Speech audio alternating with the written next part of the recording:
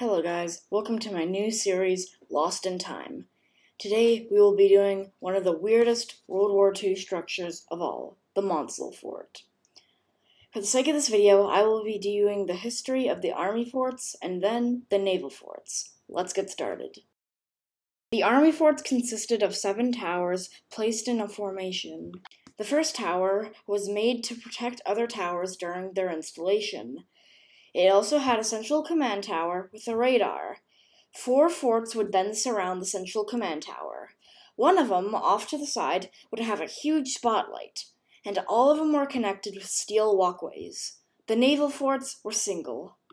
In World War II, the Royal Navy really wanted a way to protect the Thames estuary from attacks. Guy Maunsell designed forts that would be placed in the Thames estuary, and most of them were thrown out, but they had to act quickly, and so therefore they approved 2 of his designs. These would become the legendary Maunsell forts. The Nora Fort was the only fort built in territorial waters at the time.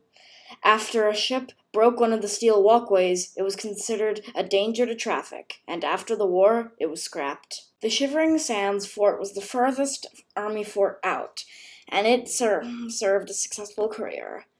After it was abandoned, it got the worst end when a ship collapsed one of its towers. To this day, it's still abandoned. The Red Sands Fort was the most successful one. It was in between the Nora Fort and the Shivering Sands Fort. After the war, it served a brief career for pirate radio before a project called Project Red Sands was established to help preserve the forts. Till this day, they're still trying to turn it into a hotel. Now we move on to the naval forts. Fort Ruffs served a brief career after the war for Radio Essex, and right now it's the self-proclaimed Principality of Sealand, the smallest country in the world, but I'll probably do another video on that.